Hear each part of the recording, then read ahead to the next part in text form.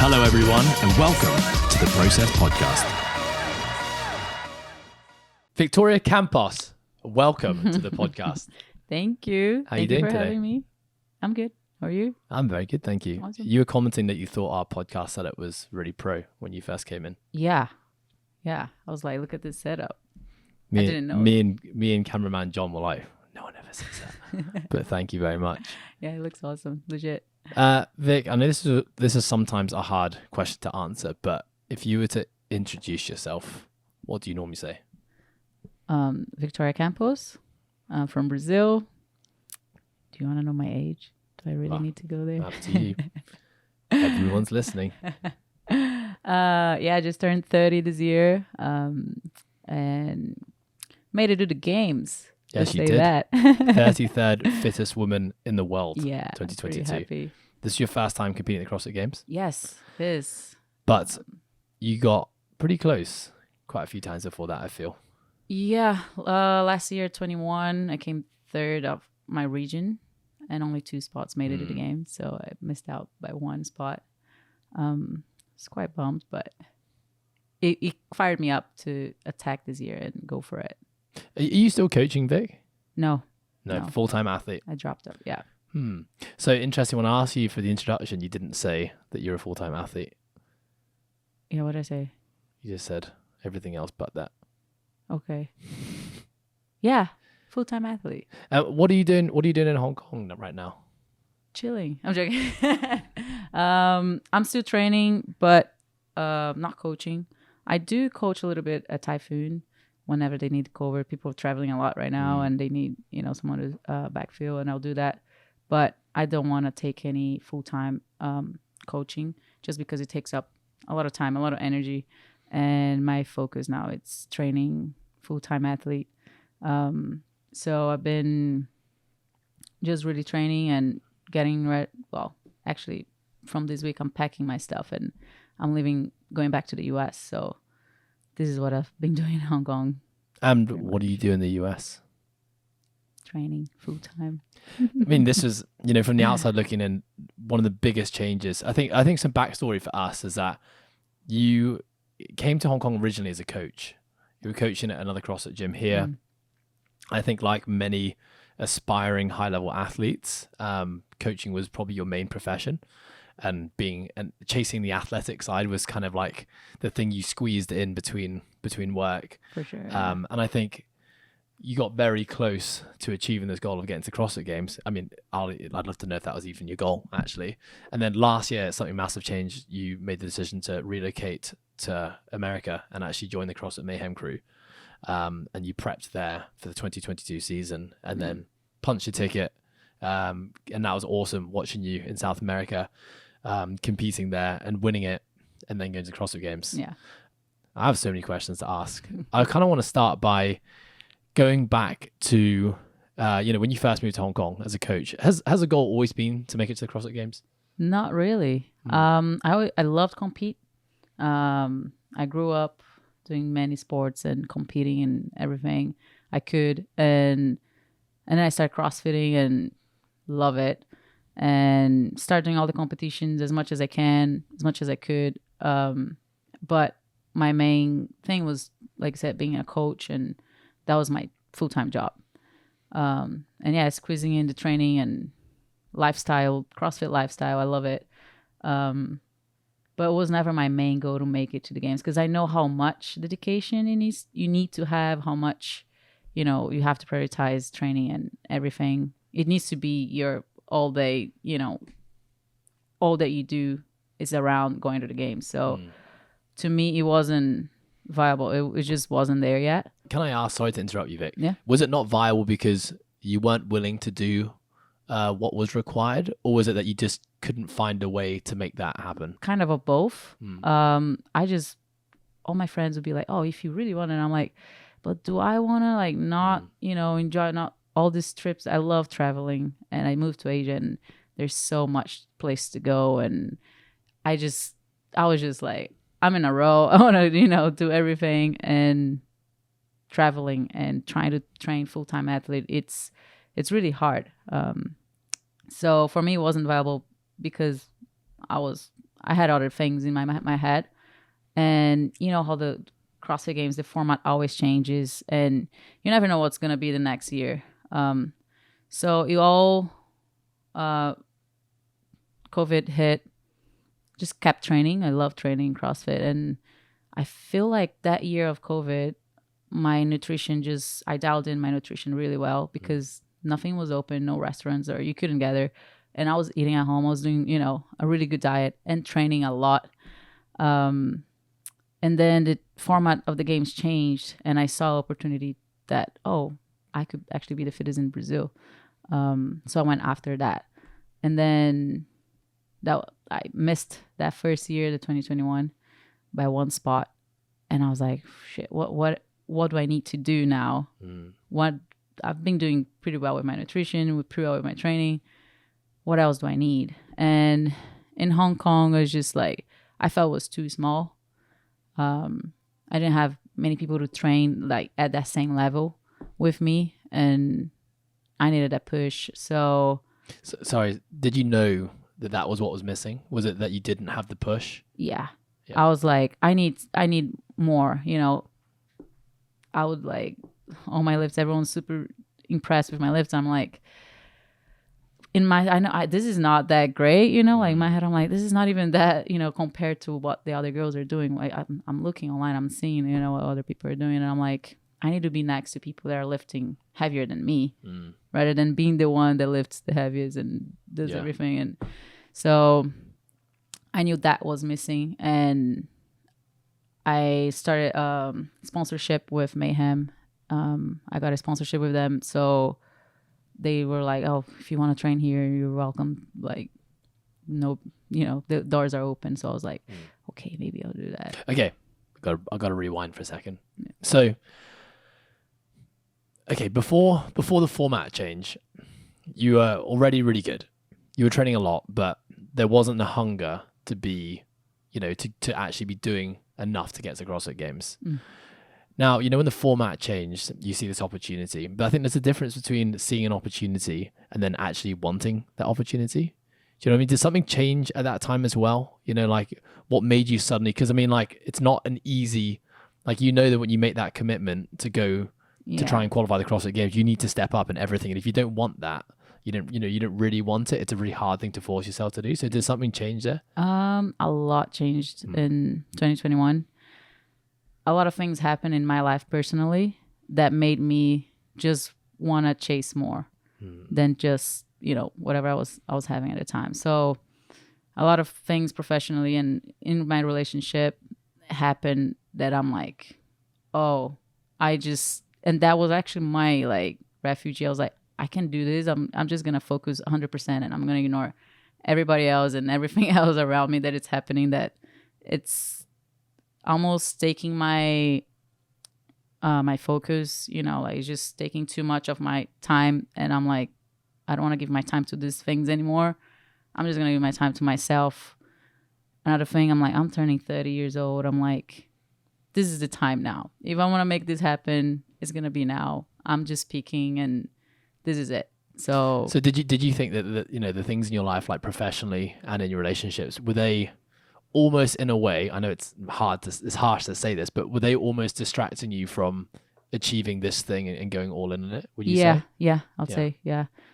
So when I saw that, and the whole COVID thing, it just messes up with everyone. We've been here in Hong Kong for 2 years. It was 2 years like not going anywhere. Everyone is just like, and if you don't know how to deal with those things, and for a person like me that loves to travel, loves to new things and see, being stuck here also added up. And I know it's not everyone's fault, it's also me just being like, I need more. So I just said it, I was like, I'm done. I'm going to just get out and do my own thing, something for myself. And I just went on and did it.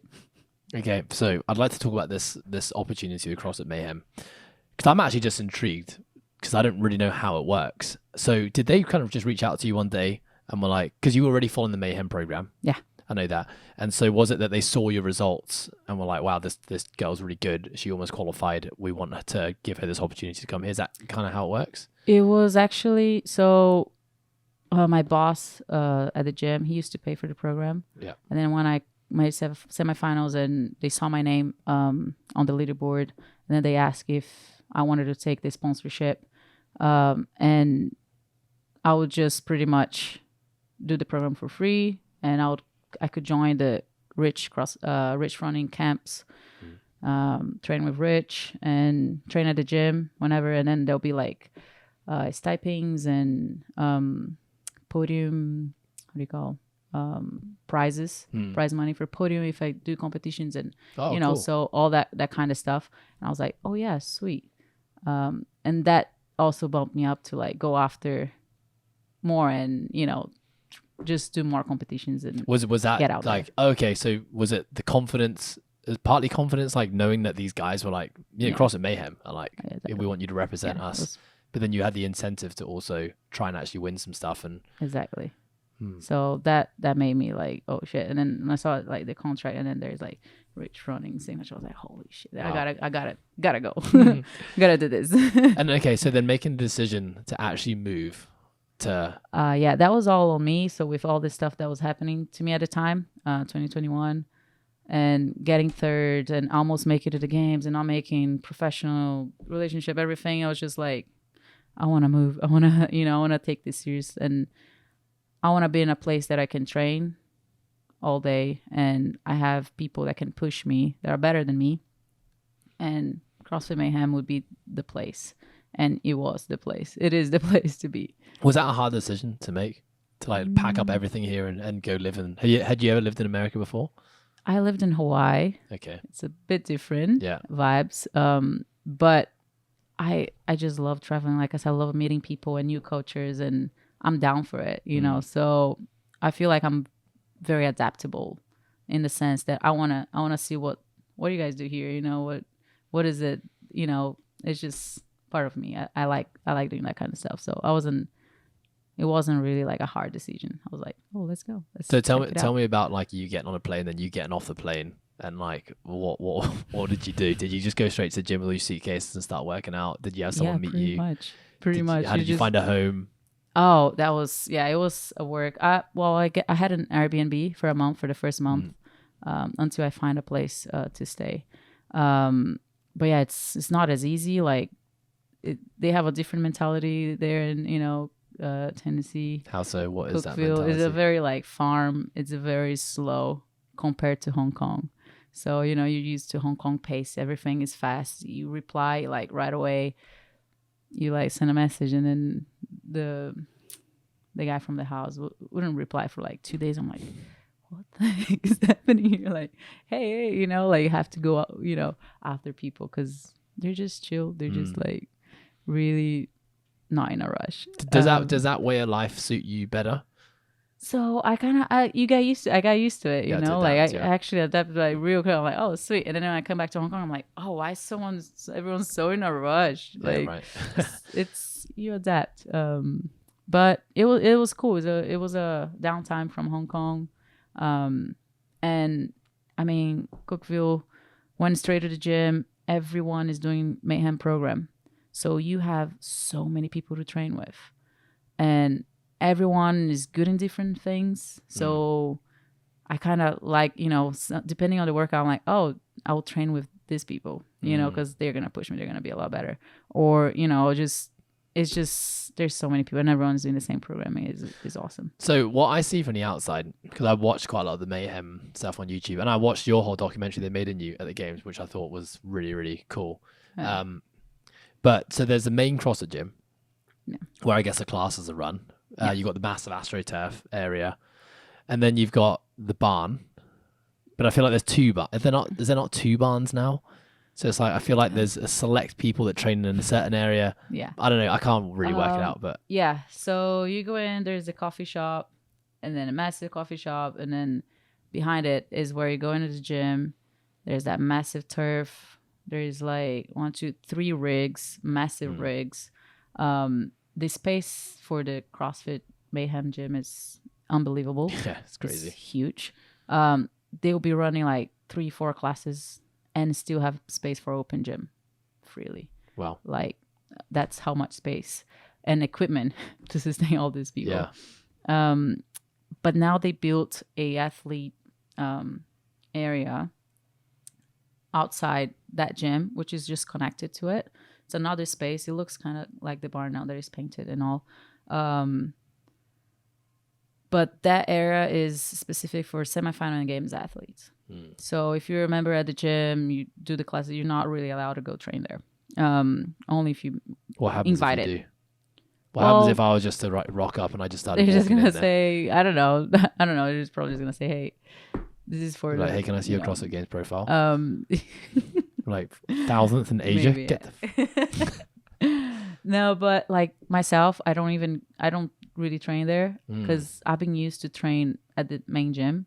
I really don't. This space is gigantic. It's not like I need to go hide myself, and I don't mind. I train.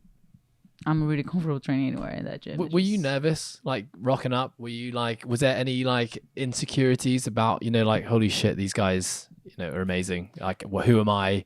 Or did you just slot right in and you just felt confident? And honestly, there is a little bit, right? Like, I don't know anyone. Who do I talk to? But then Jake, the guy that programs, he introduced me to everyone. He's like, oh, you can train with this, but you can train. Like, he's like, there's a lot of people here you can train with. Anyway, and I mean, it's up to me, right? Just go up. Hey, let's you want to do this workout? Yeah, let's go. So first day was a Saturday, and Saturday is usually partner workouts. So I just partnered with one of the coaches there, and she became a really good friend from then, and we start training almost every day together. So it wasn't that hard. Everyone there is there to train, so it's not really intimidating or anything. Everyone's I read some crazy stat about Nashville. No, it's not. Is it Nashville? Cookeville. And like the tourist visits like multiplied by 10 when Mayhem opened up, and now Mayhem is like the number one tourist attraction in the whole of Cookeville in terms of where people actually go. There isn't much in Cookeville, honestly. I was gonna say, when I see the drone like zoom out, I'm like, this is like a tiny village. Yeah. But when you look in Mayhem, there's like hundreds and hundreds of people there every single day. Yeah. So are there lots of people like you who've traveled in and are now located themselves in Cookeville because they're chasing this athletic dream? Yeah. That's cool. There is a lot of people moved there because of the gym. It's pretty crazy. Yeah.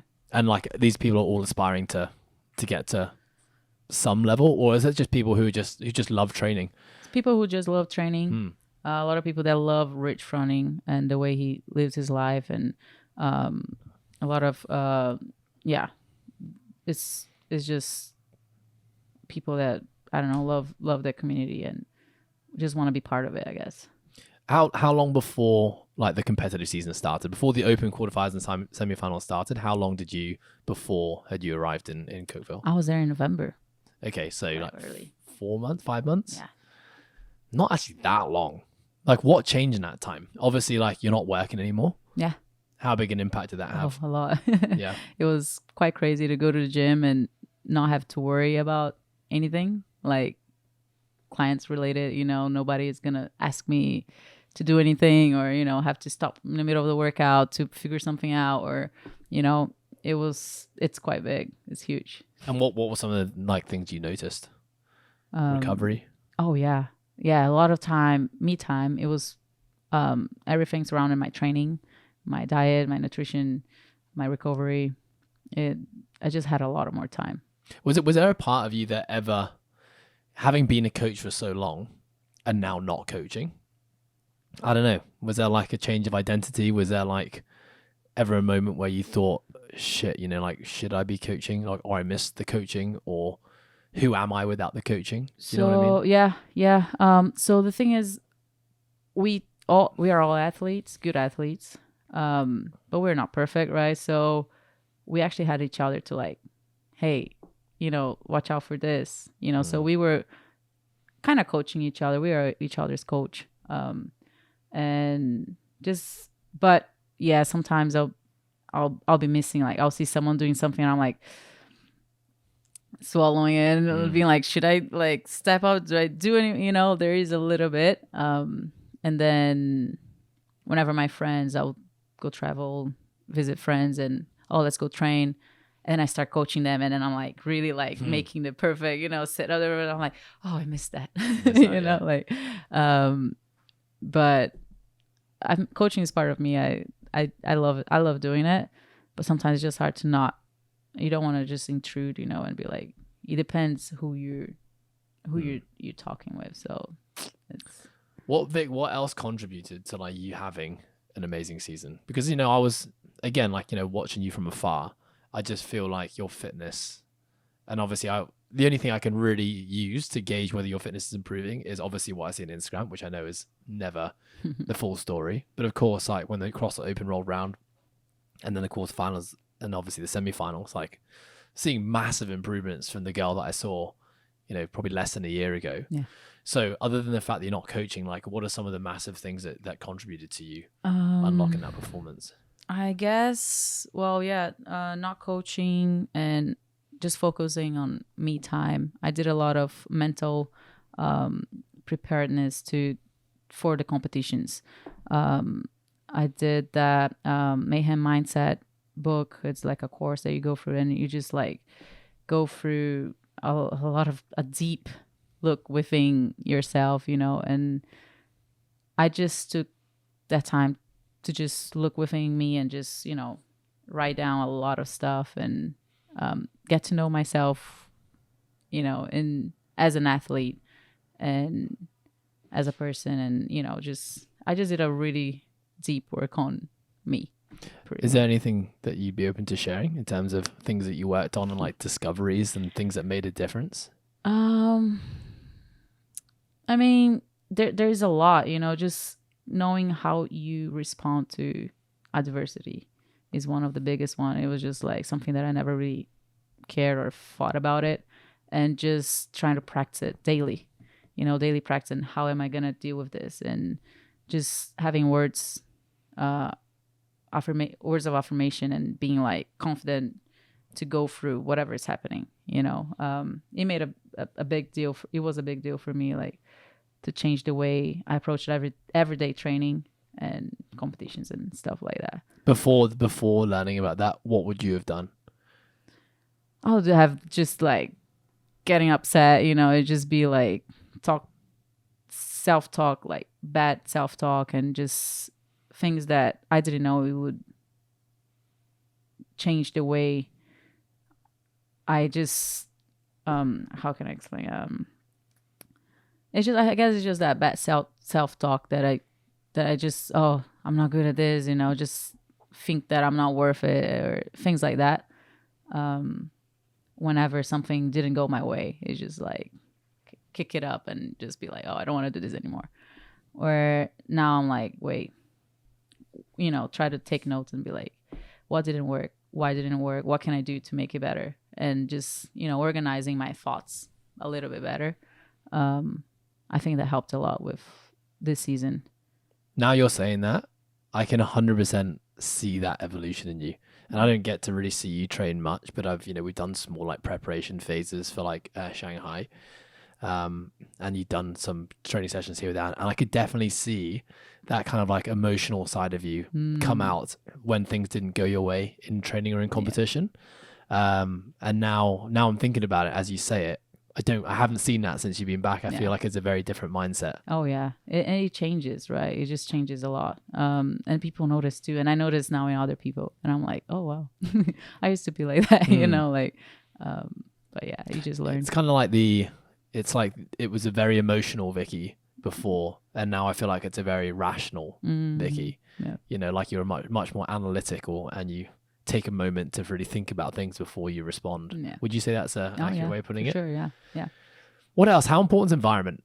Like how important is being in that gym full of other athletes who are better than you and who are doing the same program as you, who have the same goal as you? It's really good. It's like, it's really humbling, like to have people like kick your ass every day, like at the gym. It's just like, the things you need to work on, but it's cool to like sharing experience too. How did you do this? Like how did you do this at this with this time? How did what technique did you use for this workout, for this muscle up on this workout? Like it's just a lot of sharing and learning.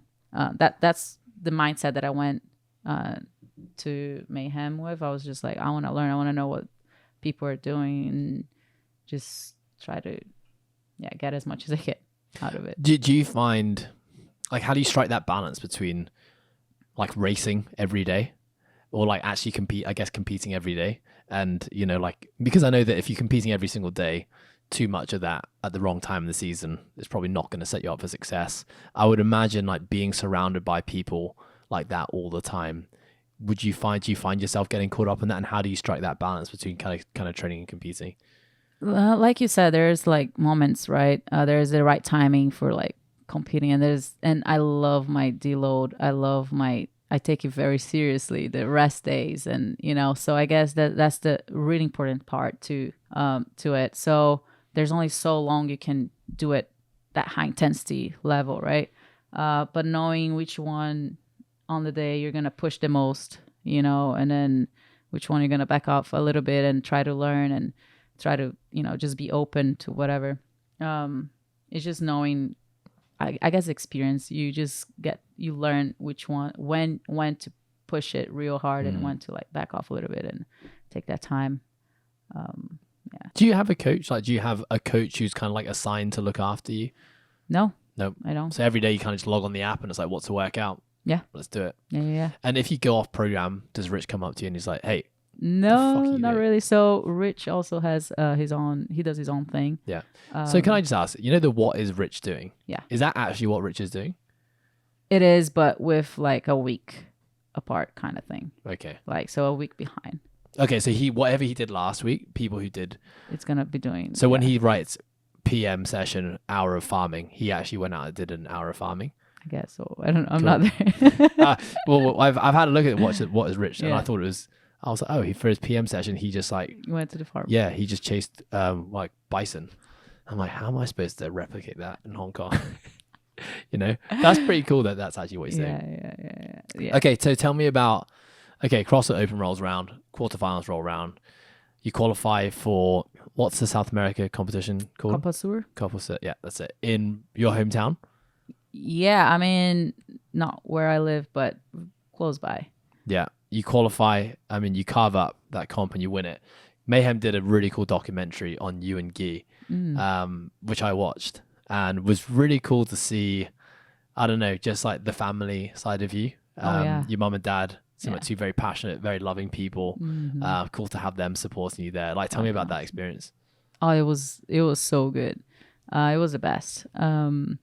I never competed at home, so that was my first, and I was super excited, like very excited to go home and have my family there, because they see me talk about it, but they don't know what is CrossFit really, you know. And then to have them come with me to the competition and watch and see what actually happens, it was. So was that the first time they'd ever watched you live in competition? Yeah, it was the first. And yeah, it was just super special to have them there and the support and all that loving. And my mom, they just didn't have any idea like how hard it is, and they were just like, oh my god, like, and they were just looking after me and just being like super parental, and it was awesome. I loved it. But for someone who's like not lived in Brazil for quite a long time, and I feel like since you have, I guess, risen to success in CrossFit, you haven't actually been in Brazil. Did people back there, did they know who you were? So they didn't know. Nobody knew me. It was really like, who's this girl? Which was pretty cool. But I forgot, like, Brazil is super, like, the crowd is super cool. Honestly, it looked like the best semi-final out of all the semi-finals. Just like the intimacy of the crowd, super close to the floor, and like everyone's going nuts. Is that your brother that was in the? Oh yeah, your brother's the most nuts person in the whole crowd. He was the craziest. I could hear him. But that's awesome. He was like, people next to him were just like, no yes. Voice. He had zero voice after. He was just like gone. It was super cool.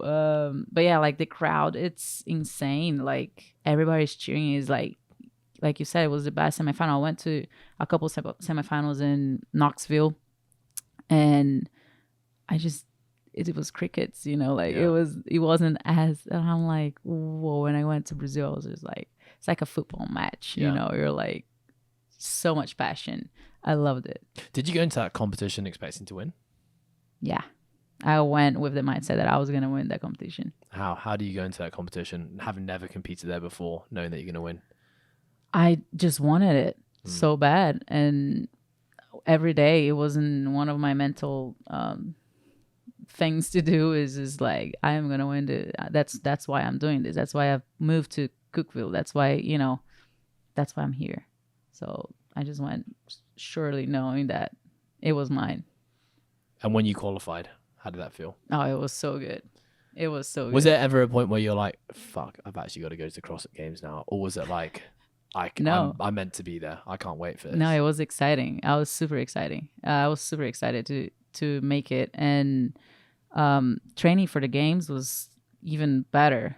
It was super cool. Like, we started doing a bunch of different stuff and all the odd objects and just playing around with everything, which I love doing that stuff. So it was pretty cool. And what changes in your training then? Like, are you now invited into the barn with Rich now that you've like made it to the games? They're like, okay, we gotta get this girl in. So the barn is super busy. There are so many athletes. Yeah. And like I said, the gym, the CrossFit Mayhem, it's huge too and has everything that we need. So to me it's having the people to push, and of course training at the barn is pretty cool, but it doesn't change. It's just I train anywhere. I train at CrossFit Typhoon, which is a little hole in the wall, and I'll train anywhere. But yeah, I did train a little bit more there. It's just the timings, and they had a schedule rotating. There was so many athletes. A month within the games, there was a lot of athletes there. Some people just had specifically come down to prep. They come down specifically for a month to train at it. So we had to rotate barn, gym, and then that athlete area. Like, we just had to do a big rotation of athletes. That's so crazy. Yeah, there was a lot of people. That's like a problem that no gyms ever have to deal with, and you have to deal with it just for CrossFit Games qualifying athletes. Yeah, that's pretty amazing. Cool. Yeah. That's really, really cool. Yeah, it was fun. What a crazy problem to have as a gym. Isn't it? Just like elite athletes that you have to just rotate in and out of your gym and push them to different places. Yeah. So tell me about actually getting to CrossFit Games and that whole experience. In fact, sorry, I've got a question before that. Are you able to support yourself financially by being an athlete now? Did something change? Was it sponsorship? After the games, yes. Okay, so before, up until this point, you're just funding your way the whole way through. Yeah. I had one main sponsor, Barn Primitive. Yeah. It was helping me for sure, but I was funding most of it.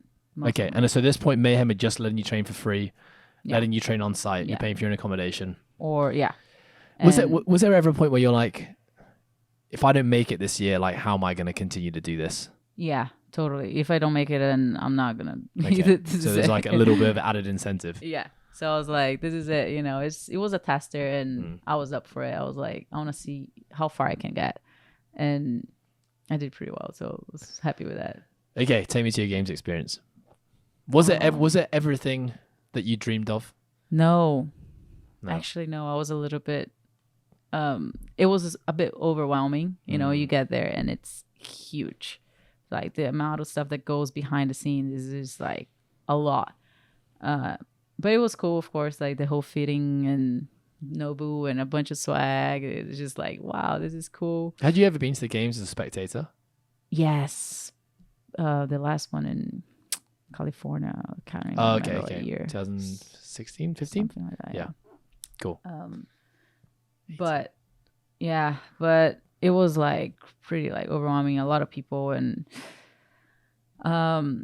it's more like about, I guess, the workouts. It was a little bit like, what is this? What are we doing now? It was a little bit like weird out to me. Well, firstly, the overwhelming part. Was the overwhelmingness like the fact that there were so many spectators there, and like the profile of the event was massive? Was it like the commitments you had to do outside of the competing? Like, what was it? What was the overwhelming part of it? It was more like how big that event was. Like, I didn't kind of realize until you were there, and I'm like, oh God, there's so much happening right now. And having all those big athletes, you know, like next to you and training and everyone warming up. And I'm like, okay, like this is it, you know, like it's just an adjustment for me. It was a little bit, wow. What impact did that have on you mentally? It was more like, am I ready for this? You know, am I enough for this thing? Like these people look like they've been doing this on their sleep. You know, like they look like they've been here forever. And I'm like, am I on the right spot here? Like, you know, like where do I go? It was kind of like a little bit. But then after the first day, you just kind of, oh, okay, this is where we go. This is where we move. It's just not knowing. It's a little bit overwhelming. And how much of that, like you navigating this new place the very first time, new systems, new protocols you have to follow, how much of that as a rookie at the games actually takes away from your energy to actually compete on the floor, do you think? Yeah, I guess it's a little bit distracting, you know, like I guess now knowing that wouldn't be a problem, you know, if it was next year, I'm like, okay, I don't care, you know, I just go, and it does take a little bit of your energy. It kind of makes it even more impressive when rookies have like Good unbelievable years, seasons, yeah. like, Yeah. and they finish on the podium. Sure. Like now hearing that from you, don't you think? Yeah, for sure. And there's so many like young kids out there. I couldn't believe it. And they did amazingly well. I was like, wow. But it's a different breed. Yeah. They just grow up. I was sitting on the table with one of the girls, I think she got Rookie of the Year, and she's like 19. Emma Lawson? Yeah. Yeah. She's like 19. I was like, oh, how long have you been doing? Oh, I started CrossFit Kids like super young, like I don't know, 7. something like that. And I'm like, oh shit, like this is her sport. This has been her sport for her whole life, you know, for 10 years already. And I'm doing this for 10 years as well. I'm like, shit. Like, yeah. But just the advantage when you start at 7 versus 23. Exactly. Would you say that you're a fangirl of the sport of CrossFit? Like, I mean, I'm just laughing because you didn't know Emma Lawson's name and you were competing with her, which is why I'm asking the question. I'm horrible with names. So that's like, the problem. Are you a fangirl? Do you, having competed now, like, do you know everything about every competitor, or are you someone who prefers to kind of like? I kind of prefer not know everything, but like, I'll know faces, names. I'm so horrible with names. You know, like sometimes it's just like, oh, you know that person. I'm like, show me the face. Oh yeah, I know that person. Matt Fraser. Yeah. I've heard about him. I'm so bad with names. Yeah. But yeah, I try not to go crazy and follow everyone, you know, as well. So I don't know. Sometimes Instagram is just like kind of fools you, you know, into like people just post whatever they're really good at it, and everyone's like, oh my God, did you see that? I prefer not. You know? It makes you question. Yeah. You know when you said that when you arrived at the games, you questioned whether you should be there. Outside of the like knowing the processes and the systems, did you also at any point second guess your ability and like, am I good enough to be here, or did that? No, I was pretty confident. I was pretty confident that that's what I wanted. That's why I did the whole move. That's why I went to Mayhem. That's why I did everything. But it's just still a little bit like, you know, once you get there, you're like, oh God, these people have been doing this on their sleep. It's just like.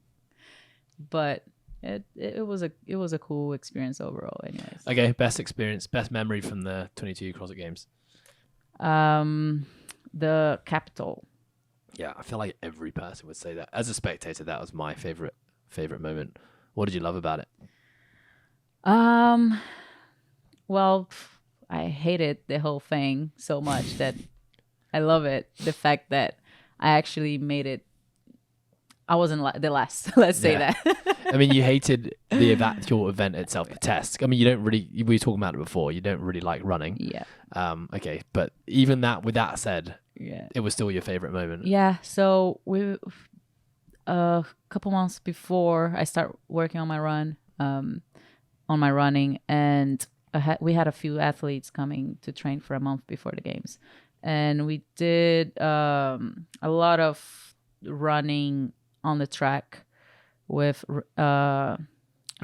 Chris Hinshaw. I was like, come on, you got to know his name, Vic. He's been your coach.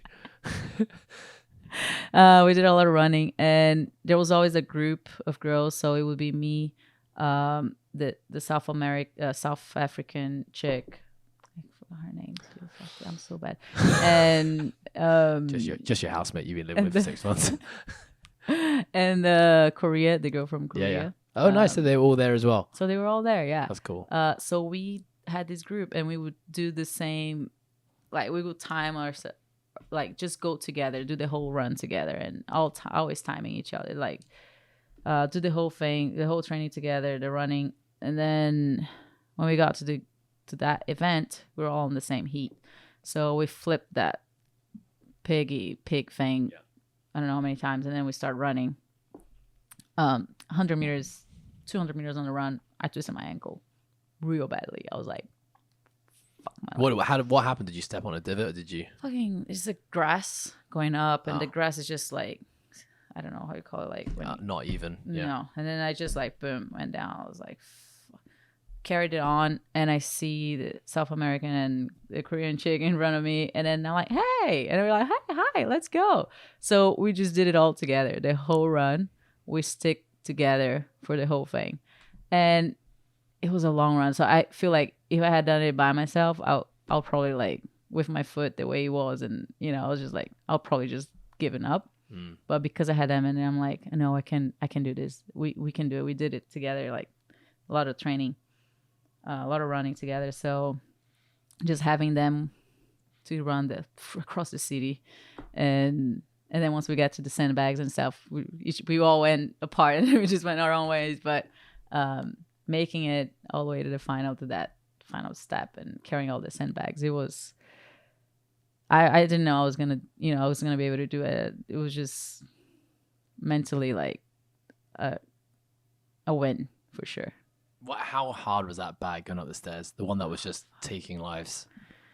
It was 150 pounds for the girls. It was heavy going up the stairs. It's like just a hard bag to carry as well. Like no one had ever lifted that bag before. Yeah, and when you put it on your back, and we could put it on the back to carry the 200 meters, it's okay because we can like just hang on and fuck. But having it on a farmer's carry was quite something. You just gotta deep breath, go, Then everyone, and again the people, the crowd, all around you, and just yelling at you, cool.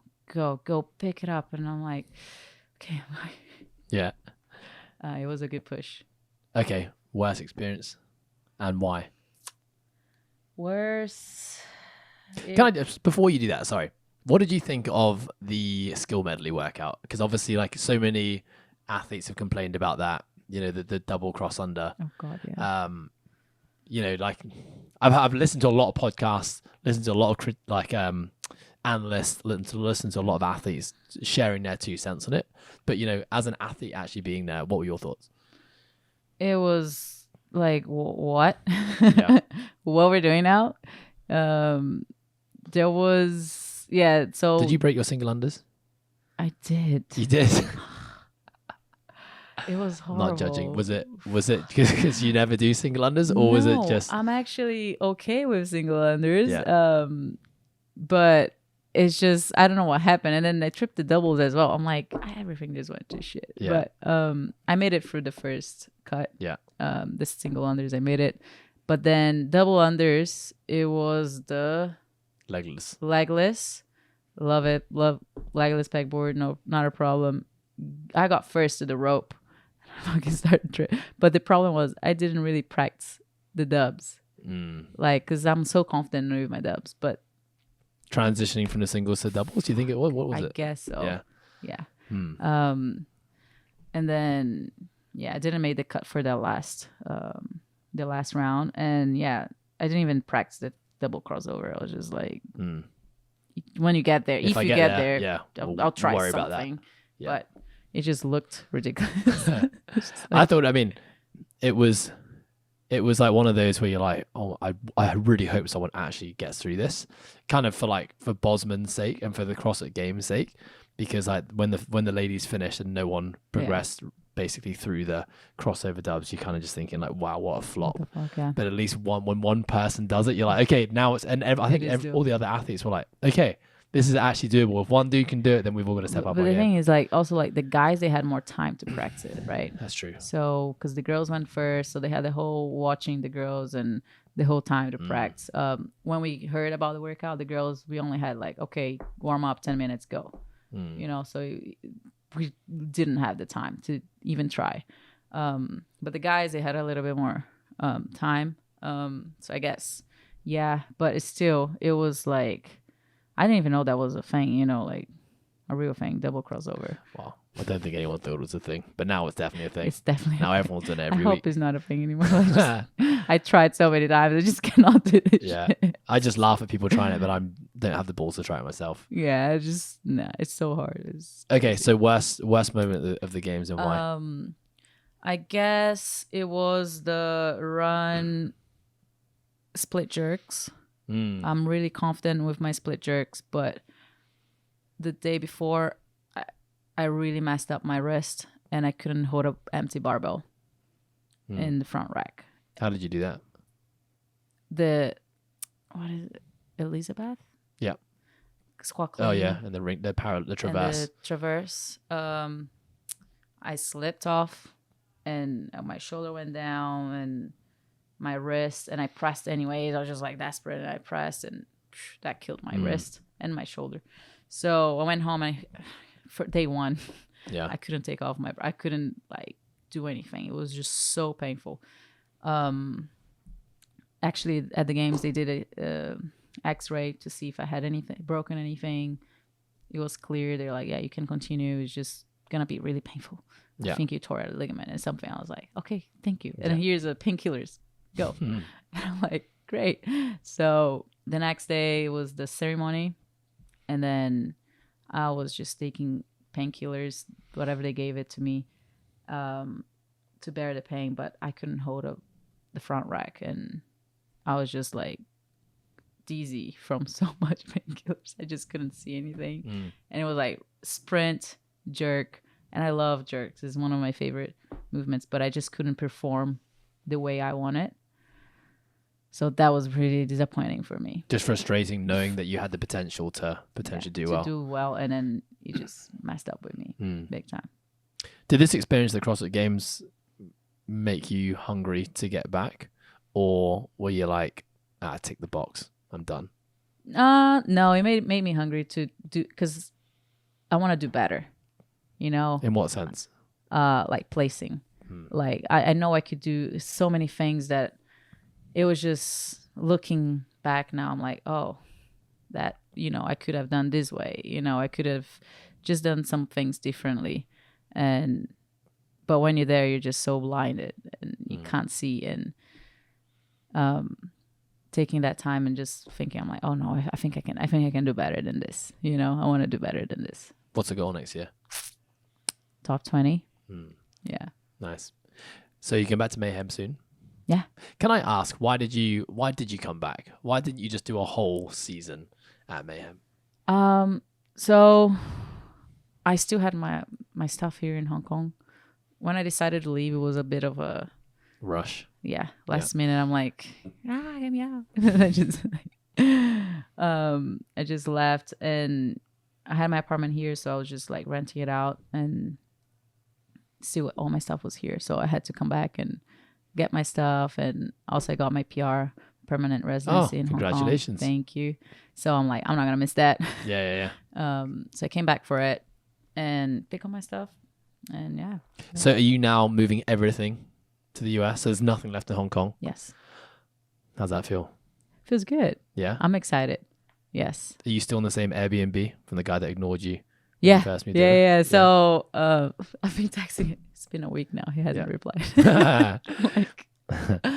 But I kind of get it. It's like, still have, so I'm only going to be there in Feb. I have a month in Miami. I'm going to be doing Waterpalooza. Oh, awesome. Are you an individual team? Individual. Cool. So then. In the elite? Yeah. Yeah. Awesome. So then I'm like, I know that you need to kind of wait to see if there's a space or not. But I'm like, I'm coming. You know, just a reminder every week. Yeah. And your sponsors now, I want to go back to this, like, you know, now you really are an athlete now that, you know, there's no other obligations, I guess, you have outside of just competing. Now, just to kind of get an insight into like the financial pressures of an athlete. Yeah. That your sponsors, are you still with Born Primitive? Yeah. And I think TYR, Yeah. they made a massive push. It's actually pretty cool to see how Yes. much of a splash they made. Yes. Excuse the pun, because they are a swimming company. But when I first saw TYR, because so Travis Mayer at Training Think Tank, we spent quite a bit of time with him. We used to always go there, spend some time with him, myself and Anne. He was, I think, like one of the earlier athletes to get sponsored by TYR. Is it TYR, by the way? Tier. Oh, it is Tier. Tier. Huh. Never knew that. Okay, anyway, Tier. I was like, there's no way, because I always think of Tier as a swimming brand. Yeah. Like, I just can picture it on like my mum's onesie, and I can just see Tier and like Tier goggles. That's all I can think about. Yeah. And when I saw them moving to CrossFit, I was like, there's no way that these guys are going to make. They're just not cool enough. They're not cool enough. Such a huge push. And like now they're actually cool enough, like easily cool enough. They put so much like resources, I guess, into the sport. That's really cool that you got picked up by them. Yeah. And so what does that look like? Is it a 1-year contract? Are there performance things you have to hit? Yeah. If you don't make them, you cut. All of them are pretty similar. Well, there is now a monthly stipend from all of them, which is pretty cool. Tier, Born Primitive, Mayhem. So I have a monthly allowance, and then for every competition, I also have a allowance. So that's pretty cool. And yeah, I made a thing that I'm like, if I can't make it entirely with my sponsorship, like I'm not gonna keep funding my own like I did this year. I just made it a thing that I'm like, if I can't make it with all the sponsors, then I won't be doing this again. Yeah. It's just a little bit too much. Yeah. And how long do you think you can do this for? So like mentally, where are you at? Is this something you want to do for as long as you possibly can, or? Yeah, I mean, I love CrossFit. It's just something I love competing. So might as well do it, and I guess I have a couple more years as individual, and then maybe go as a team. It's something that's always an option. So.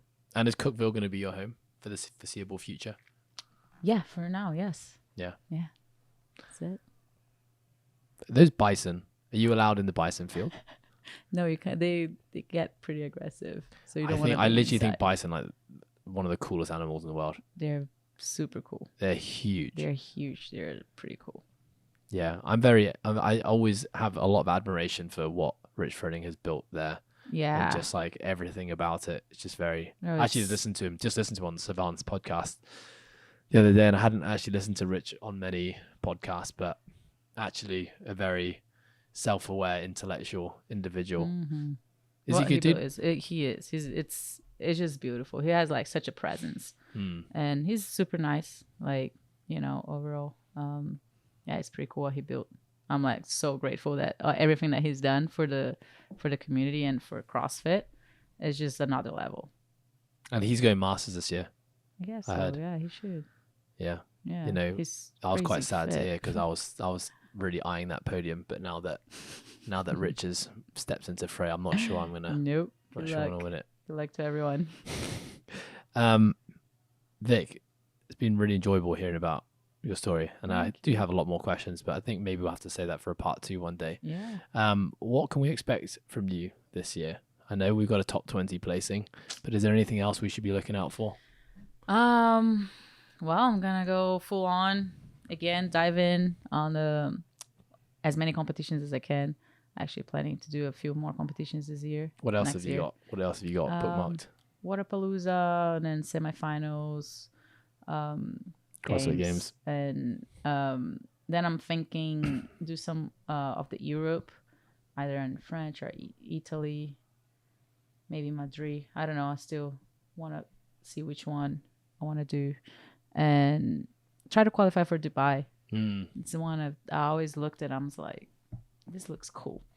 Yeah. So we'll see. Are we going to see you in Hong Kong ever again? Wow, good question. I don't know. Well, to keep my residency, I need to come back every 3 years, right? Every 3 years. So wow, this might be our final podcast at Coastal True. until we have 100 gyms around the world, and you can just drop Oh, there you into go. one of our gyms and do another podcast. There you go. Or you come visit. I'll come visit one Cook day. with- I actually would really, really love to visit and actually see it in real life. It's dope. Yeah. Vic, thank you so much for your time. Yeah, Really thank appreciate you you. sharing. Thank you for having me.